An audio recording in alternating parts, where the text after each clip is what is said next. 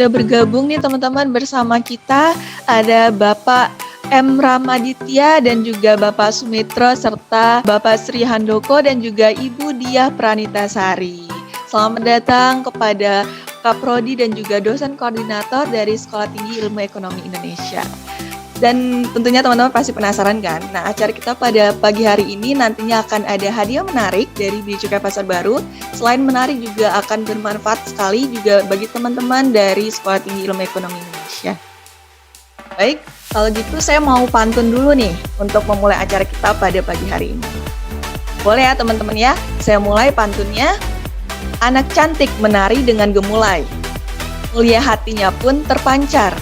Yuk acaranya bentar lagi kita mulai, simak dulu ketentuannya biar makin lancar. Baik, memasuki acara selanjutnya, mari kita dengarkan bersama sambutan dari Kepala Kantor Bea Cukai Pasar Baru kepada Bapak Kunawi, kami silahkan. Ya, terima kasih Mbak Kikis.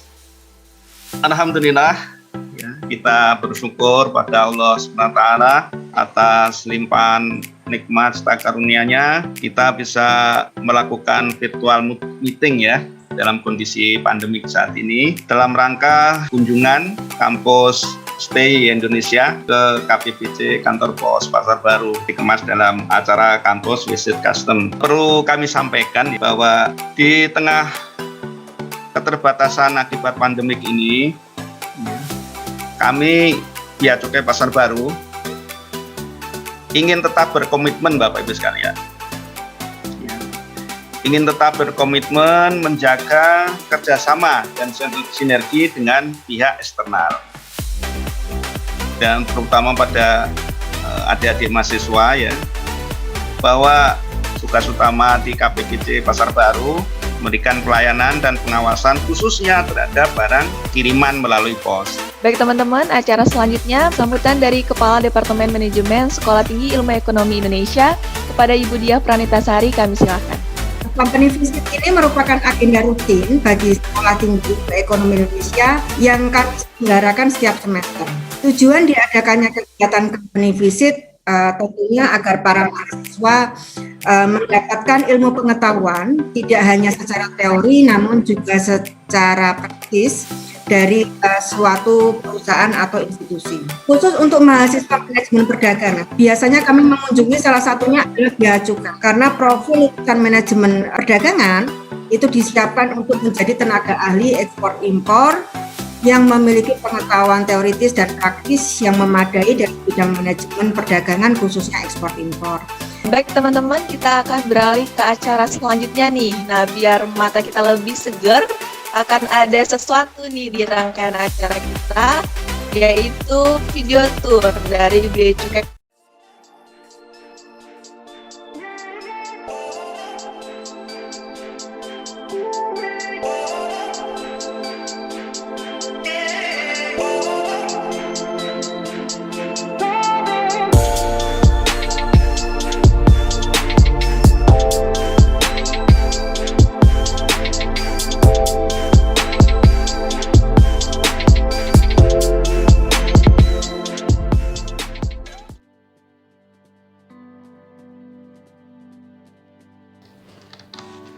Hai, selamat datang di Bea Cukai Pasar Baru. Kenalin, aku Mela, salah satu pegawai di penyuluhan dan layanan informasi Bea Cukai Pasar Baru. Kali ini Mela bakal ngajakin teman-teman semuanya untuk keliling dan juga kepoin seluruh kegiatan di Bea Cukai Pasar Baru. Penasaran? Ikutin ya! For your information, Bea Cukai Pasar Baru terletak di Jalan Lapangan Banteng Utara nomor 1, Jakarta Pusat. Tepatnya di Gedung Pos Ibu Kota lantai 3. Jadi, kalau misalnya teman-teman habis main dari Monas, Istiqlal, ataupun Katedral, atau mungkin habis jogging di lapangan banteng, jangan sungkan main ke kantor kita ya.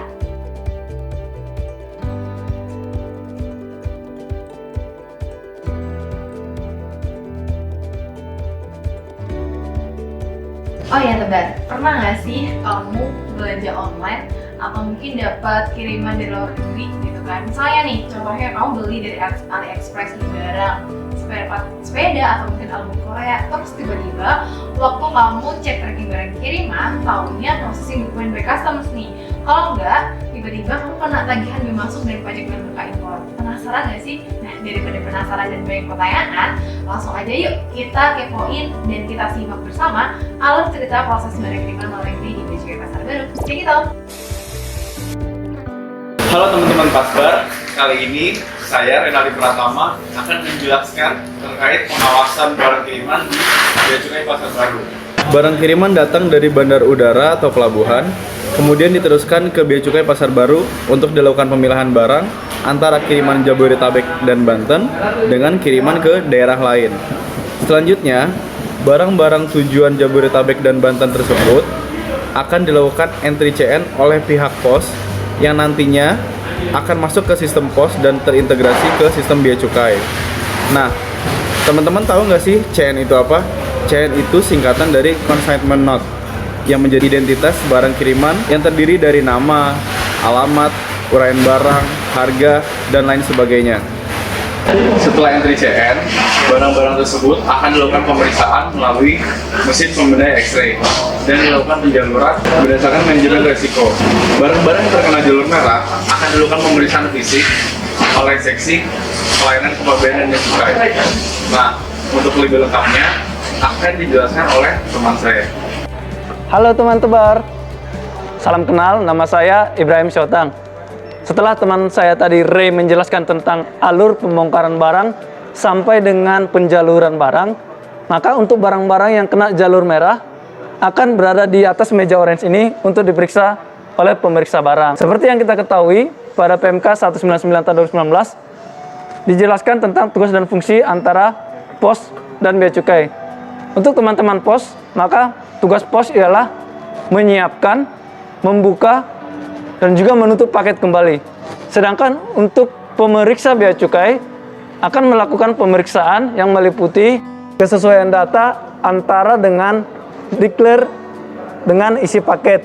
Bisa meliputi jenis, jumlah, dan informasi lainnya yang akan dituangkan ke dalam laporan hasil pemeriksaan atau LHP. Setelah kita sudah menuangkan dalam LHP dengan melakukan pengetikan, perekaman, dan juga pengambilan gambar, maka nanti teman-teman PDTT, peneliti dokumen, akan mengecek dan juga meneliti tentang hasil pemeriksaan kita. Kira-kira seperti itu gambaran singkat tentang alur proses pemeriksaan barang yang meliputi jalur merah di meja periksa ini. Untuk teman-teman tebar, gak usah takut tentang barang-barangnya, karena setiap barang-barang yang sudah diperiksa dan juga dikemas oleh PT Pos akan di-packing dengan rapi seperti ini. Setelah dilakukan pemeriksaan barang oleh petugas dan dituangkan di laporan hasil pemeriksaan, maka akan terhubung di sistem peneliti dokumen. Nah, apa sih tugas peneliti dokumen itu? Peneliti dokumen di sini bertugas untuk meneliti dan menetapkan bea masuk dan pajak dalam rangka impor. Oh ya, perlu digarisbawahi, peneliti dokumen di sini melakukan penelitian atas barang yang sudah diperiksa melalui X-ray ataupun pemeriksaan fisik. Jadi bakal ketahuan tuh barang tebar isinya apa, kondisinya baru atau bekas, serta jumlah dan jenis barangnya. Atas penelitian dokumen tersebut akan muncul 3 macam output. Yang pertama adalah nota permintaan data dan dokumen atau yang biasa disebut dengan NPD. Kemudian yang kedua SPBL atau surat penetapan barang larangan dan pembatasan. Dan yang terakhir atau yang ketiga adalah pengenaan bea masuk dan pajak dalam rangka impor. Jika di status tracking barang kiriman muncul nota permintaan dokumen atau NPD, silakan untuk melengkapi dokumen yang diminta dan mengirimkan melalui surel kami di bcpasarbaru@customs.go.id. Dan nantinya dokumen yang tebar kirimkan akan diteliti untuk selanjutnya dilakukan penetapan bea masuk dan pajak dalam rangka impor. Nah, gimana kalau misalnya kamu ternyata kena surat penetapan barang larangan dan pembatasan? Gampang banget tebar. Yang pertama, kamu harus cek dulu di www.beacukai.go.id/barang kiriman untuk mengetahui latar belakang kamu terkait apa. Setelah itu, yang kedua, kamu dapat melakukan pengurusan ke instansi terkait. Misalnya, untuk barang bekas, kamu bisa ke Kementerian Perdagangan, atau untuk barang seperti obat-obatan dan suplemen, kamu bisa ke BPOM. Nah, gimana? Udah paham belum tebar? Kalau belum paham, tenang aja. Disinilah peran pelipli.com.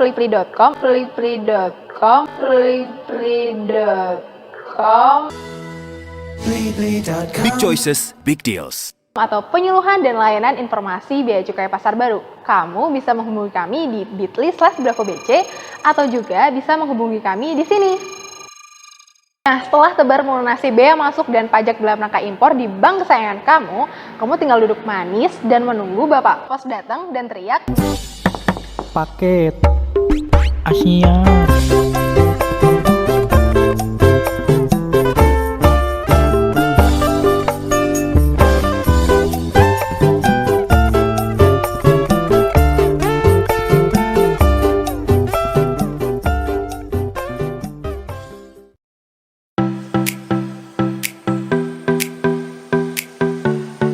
Sini saya Rifka Mela, terus kemudian ada Ibnu Soleh dan juga Lukman Rohim sebagai kru live report hari ini dari penyuluhan dan layanan informasi Bea Cukai Pasar Baru.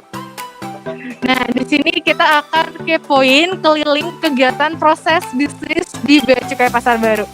Penasaran? Ikutin ya. Ini dari teman-teman Bea Cukai, biasanya tulisannya custom di sini sedang melakukan penyortiran. Jadi untuk atensi awal untuk nanti disortir untuk yang mana yang perlu dilakukan dikirim ke luar Jabodetabek dan Banten dan mana yang di Jabodetabek dan Banten. Selanjutnya kita masuk ke sini. Nah, ini adalah tempat penimbunan sementara di Bea Cukai Pasar Baru, di kantor pos Pasar Baru. Bisa dilihat ya, banyak sekali paket yang masuk gitu. Nah, ramai sekali nih oleh Bapak Pos, tapi di sini tetap menerapkan protokol kesehatan kok. Nah, disinilah selanjutnya adalah X-ray item. Nah, ini adalah mesin X-ray-nya lebih kecil ya, karena memang untuk meng-X-ray itemnya gitu. Di sini kita ada Bang Alif dari Seksi Penindakan dan Penyidikan. Selamat siang nih Bang Alif. Iya, Kak Mela, hari ini bantu. Iya nih, boleh dibantu jelasin nggak atau disapa dulu ke teman-teman Sekolah Tinggi Ilmu Ekonomi Indonesia? Halo teman-teman. Iya, Bang boleh nanya nggak sih di X-ray item ini kegiatannya ngapain? Jadi sesuai PMK 199 untuk pemeriksaan fisik barang tepatnya di pasal 18 salah satu fisik barang yaitu menggunakan mesin pemindai. Oke, atau X-ray ya Bang ya? X-ray. Nah. Ini jadi mulai dari barang-barang yang tujuan wilayah Jabodetabek pemindaiannya di sini. Video itu baru diproses selanjutnya mulai dari pemeriksaan fisik atau jalur hijau. Ini untuk jadi untuk menjalurkan ya Bang. Kalau jalur hijau itu apa? Jalur hijau itu semua persyaratan pakaiannya terpenuhi. Mulai dari display, pemberitahuan, lartasnya juga. Kalau jalur merah? Kalau jalur merah, dia ngelihat dari lartasnya dulu nih, Oke. sebenarnya apa enggak. Dari sini ya Bang, ya, bisa dikasih lihat. Terus dari nilainya, declare-nya bener apa enggak. Berarti nanti kalau untuk jalur merah itu akan dilakukan pemeriksaan dibongkar gitu ya Bang? Ya, Nah bisa ditunjukin Bang, ini mesin X-ray itu bacanya gimana sih? Kayak buat oranye, biru. ya jadi ini untuk yang biru ini logam. Oke, logam. Kalau untuk yang orange itu organik, kalau yang hijau itu anorganik. Oke, jadi kalau untuk mengetahui kayak obat-obatan narkotika, NPP gitu bisa banget ya Bang? Bisa. Oke, siap. Oke Bang Alif, lanjutkan aktivitasnya. Terima kasih banyak. Kita lanjut ke pemeriksaan fisik. Jadi setelah dijalurkan sama Bang Alif dan teman-teman dari P2 atau Penindakan dan Pendidikan, kita misalnya ada yang jalur merah nih, kita lanjut ke pembongkaran atau pemeriksaan fisik. Yuk ikutin. Ini siapa? Nah, disinilah untuk pemeriksaan fisiknya. Nah, kita bisa masuk lewat sini. Ini adalah tempat untuk pemeriksaan fisik teman-teman. Jadi pakai teman-teman akan dilakukan pemeriksaan atau pembongkaran di sini. Sebelumnya kita sapa dulu ya rekan dari Pos Indonesia dan juga Bea Cukai. Selamat siang. Ada siapa? Boleh kenalan? Ya, saya Median. Oke. Pemeriksa barang di kantor pos Pasar Baru. Oke. Kalau Bapak? Saya Totong Saifuddin. Boleh lebih keras Pak. Bapak Totong Saifuddin. Jadi bisa dilihat ya teman-teman, bisa terlihat jelas kan? Bang boleh dikasih tahu nggak pemeriksaan fisik ini buat apa sih? Kenapa barang dari luar negeri itu harus dilakukan pemeriksaan fisik kayak gini? Jadi sebenarnya intinya kita melakukan pemeriksaan itu memastikan pertama ada nggak barang yang dilarang atau dibatasi. Kemudian kita juga melakukan pemeriksaan untuk memastikan isi yang diberitahukan dengan yang di dalam paket itu sesuai atau tidak. Oh, pemberitahuannya boleh ditunjukkan ke teman-teman nggak kayak apa? Boleh Pak dilihat pemberitahuannya, deklarnya. Oke, nah kalau Bapak Pos di sini sebagai apa Pak? Mohon maaf.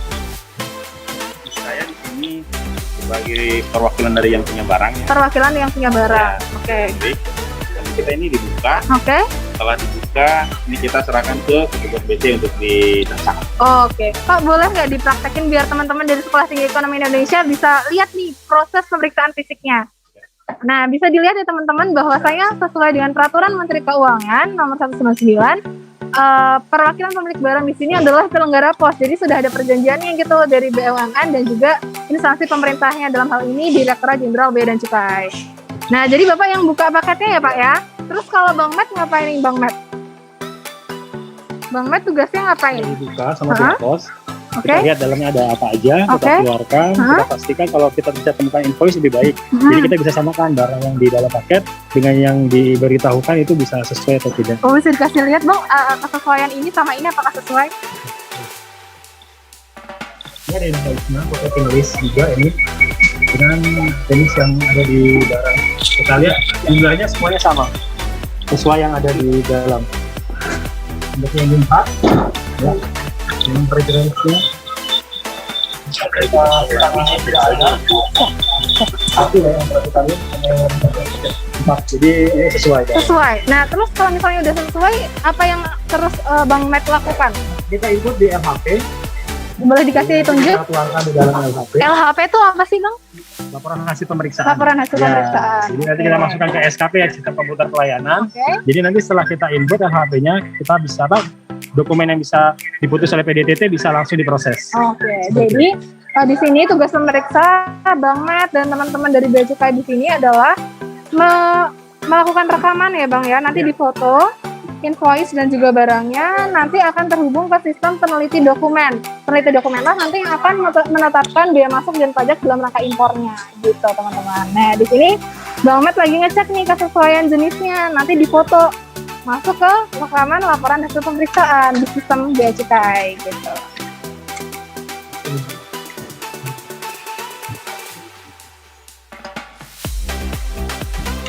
Oke, nah ini udah difoto ya Bang ya? Oke, di-input. Nah, oke kalau udah boleh difoto terus nanti dikemasnya ditunjukin juga ya Pak ya?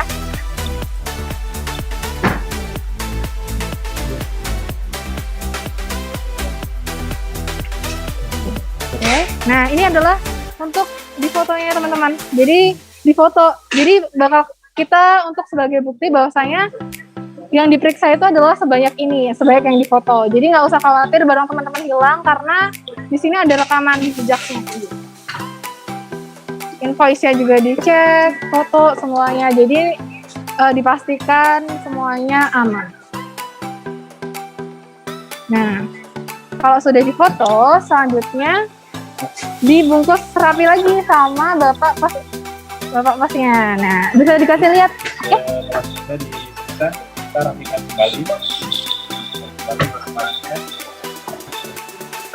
Terus Oh, dibungkusnya sesuai ya Pak ya? Iya, iya. Oke. kita lepas dulu. Oke. Dikasih tab sebagai ini tanda sebagai telah diperiksa. Oke. Oh, kalau diperiksa Bea Cukai itu pasti ada. Bahwa ini sudah diperiksa. Oh, oke, siap. Setelah selesai. Ulang. Oke, biar apa Pak dibungkus ulang? Biar aman. Hah? Aman. Oke. Nanti kita seal.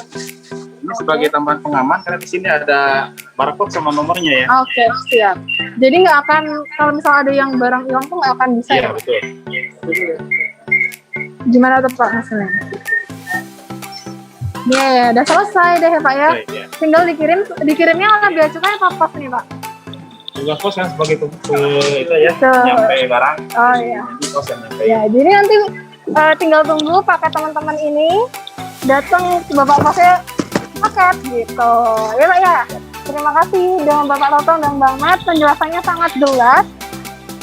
Sampai berjumpa di lain kesempatan. Selamat beraktivitas kembali. Boleh ditunjukkan Pak? Oh, ditulisin dulu ya. Oh, tanggal pemeriksaannya. Oke. Terima kasih banyak Bang Matt, Pak Totong. Selamat bekerja kembali. Nah, itu tadi proses pemeriksaan fisik di Bea Cukai Pasar Baru, teman-teman. Tapi kita nggak sampai di sini aja. Fasilitas di TPS atau tempat penimbunan sementara ini ada anjing pelacak atau K9. Tapi untuk K9-nya karena jadwalnya itu berbeda, jadi nanti akan ditayangkan melalui video saja. Tapi di sini ada satu lagi, yaitu mini laboratorium Bea Cukai. Apa aja kita kepoin fasilitasnya ya. Nah, di sini mini laboratorium Bea Cukai.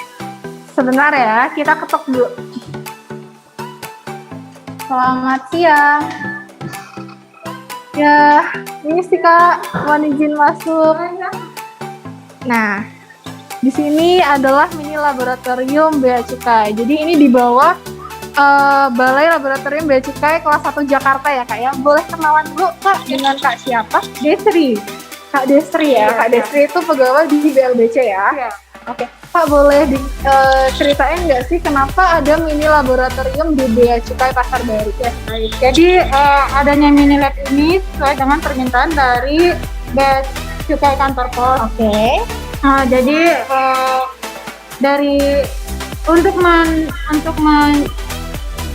sesuai dengan tugas dan fungsinya, jadi Kantor Pos Bea Cukai perlu mengirimkan sampel. Jadi dari pemetaan sampel tersebut untuk meningkatkan efektivitasnya dan supaya lebih cepat, jadi adalah mini lab ini. Oke, jadi mini lab ini atas permintaan ya Kak ya, karena memang bisa dilihat ya teman-teman kalau misalnya tadi paket yang masuk itu ribuan ya Kak ya. Jadi kalau misalnya banyak misalnya sehari itu sampelnya yang dikirimkan misalnya 15 itu bakal makan waktu yang lama. Jadinya ada mini lab di Bea Cukai Pasar Baru. Kak boleh dikasih info nggak sih mini lab ini tuh sejak kapan?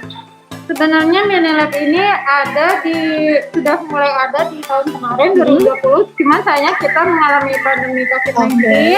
Jadi sempat shutdown dulu dan baru buka minggu lalu. Oh gitu. Jadi baru-baru minggu ini ya masih fresh nih ruangannya teman-teman.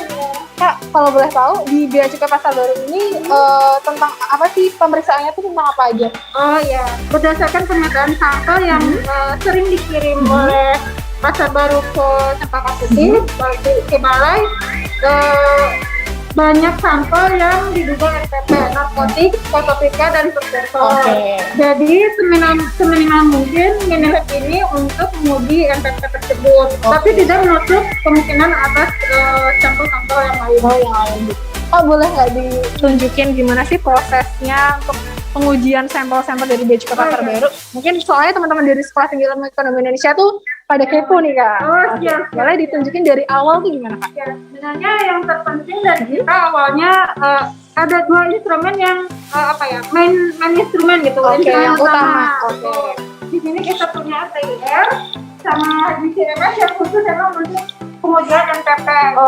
Jadi ini apa sih Kak, boleh dijelasin? Jadi ini dasar fotometer ATIR. Jadi setiap jenis barang itu kan punya karakteristik yang beda. Iya, betul.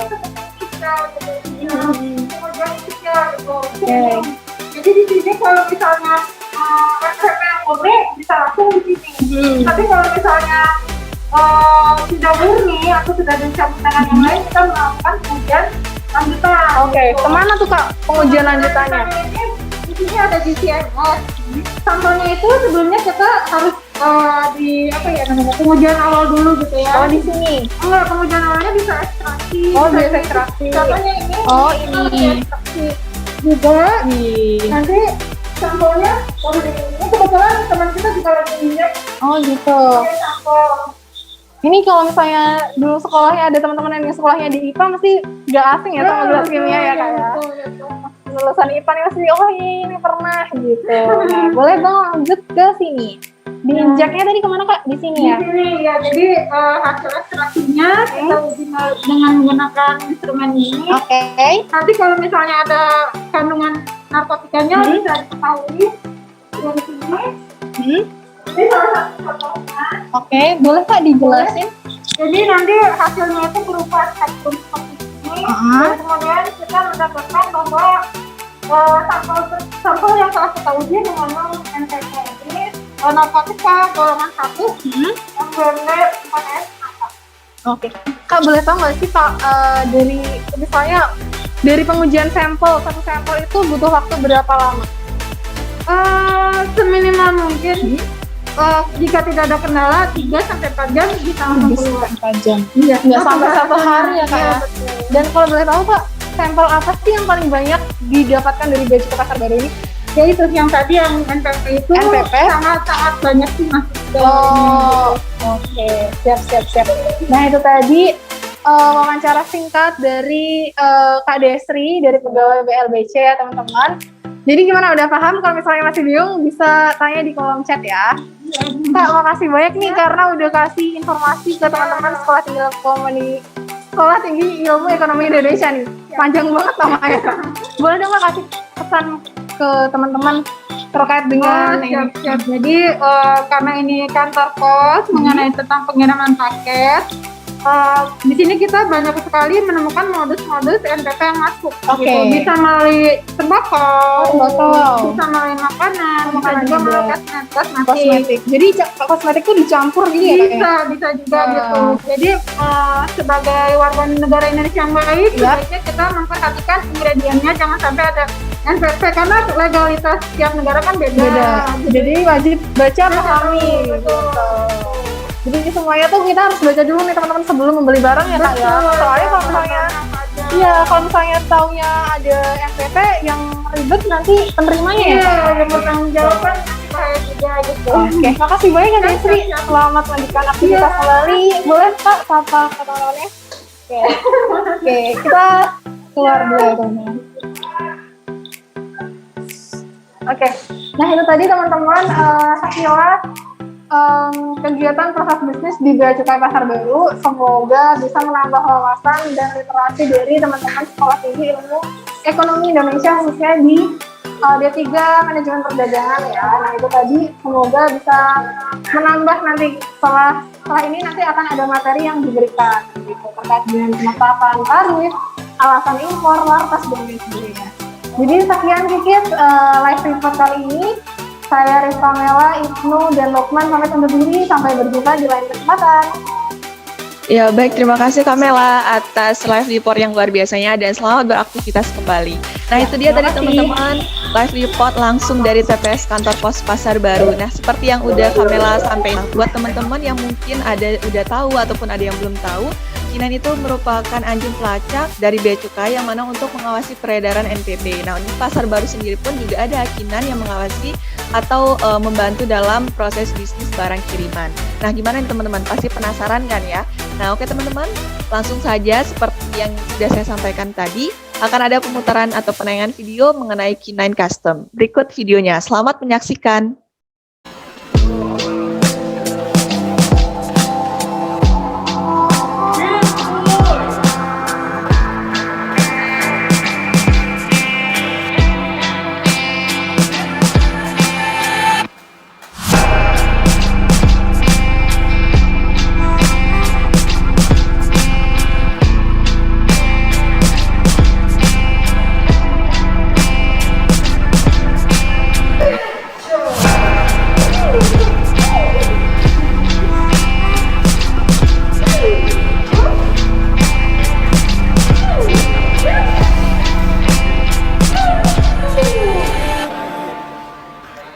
Halo, selamat sore Kak. Boleh kenalan nggak? Ini dari tim K9 namanya siapa?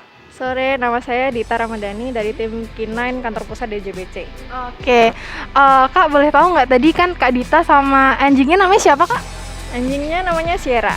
Namanya Sierra. Tadi kan dari tadi muter-muter gas itu sih Kak, ngiterin paket-paket di sini. Kira-kira ngapain sih Kak? Yang anjingnya lakuin itu adalah suatu pengawasan dari barang-barang NPP aja sih. NPP itu apa Kak? NPP itu narkotika, psikotropika, dan prekursor. Oh oke, jadi dari tadi kakak itu bilang good boy itu kayak ngasih semangat perintah gitu ya ke Sierra-nya ini ya. Lebih biar dia lebih enjoy dan semangat aja buat nyari barangnya. Oke, kalau boleh tahu kak, kalau misalnya nih Sierra nemuin barang yang diatensi, itu kira-kira respon dari Sierra sendiri gimana sih atau anjing pelacaknya ini? Oh, kalau responnya kita selama ini duduk. Kalau misalnya di lapangan biasanya kalau baunya tipis-tipis aja gitu, dia pasti diem sebentar, habis itu balik kayak gitu. Kayak misalnya kakak lurus, dia tiba-tiba balik lagi nggak mau jalan. Iya benar, dianya nggak kayak bentar, kayaknya tadi gua nyium sesuatu deh di situ. Oh oke. Kak, kan itu kalau di paket ya, kalau misalnya dia ngecium sesuatu dari manusia, kayak misalnya di bandara gitu, respon dia gimana? Duduk juga atau mungkin guling-guling apa gimana gitu, mungkin teman-teman penasaran. Oh, kalau sama manusia sama aja sih sebenarnya, responnya pasti dia duduk. Nggak akan gigit gitu kan? Nggak mungkin, karena anjing kita dilatihnya biar human friendly. Jadi emang dilatihnya nggak boleh yang terlalu agresif. Oke, jadi nggak usah khawatir ya kalau misalnya teman-teman dari Sekolah Tinggi Ekonomi Indonesia ini dari bandara gitu ya kak, dicek dia nggak akan gigit gitu ya kak, karena human friendly. Oke, anjing seperti Sierra ini apakah semua anjing tuh bisa atau anjing-anjing tertentu, ras tertentu sih kak? Kalau misalnya bisa atau enggaknya pasti semuanya bisa. Cuman karena di sini itu kita ada jenis anjing yang emang dia itu dikhususkan sebagai anjing peliharaan.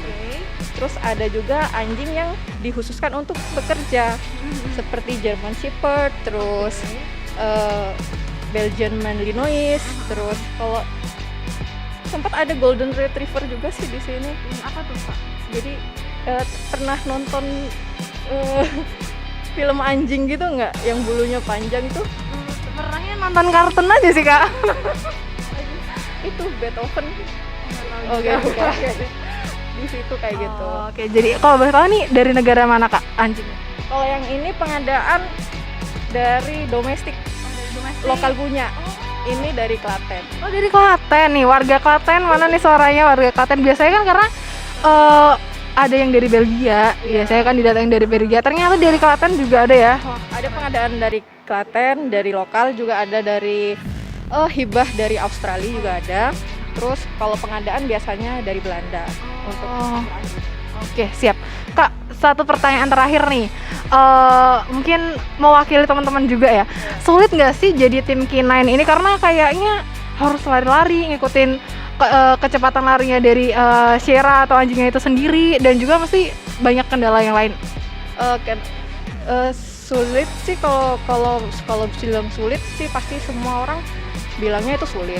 Tapi kalau misalnya kita udah emang passionnya di situ, sukanya emang di situ, itu kayaknya akan gampang-gampang aja. Meskipun ya keringatan pasti, nggak mungkin kalau passionnya emang di situ kita akan hilang itu keringetnya, nggak mungkin. Karena udah suka duluan ya sama rasa capeknya itu hilang. Oke kak, makasih. Mungkin boleh Sierra say hello ke teman-teman dari Sekolah Tinggi Ilmu Ekonomi Indonesia. Annyeong. Oke, nah itu tadi sekilas wawancara kita sama Kak Dita dan juga sama Sierra. Semoga bisa menambah wawasan dari teman-teman semuanya ya, terkait dengan tugas dan fungsi pengawasan bea cukai ya kak ya. Iya. Dadah.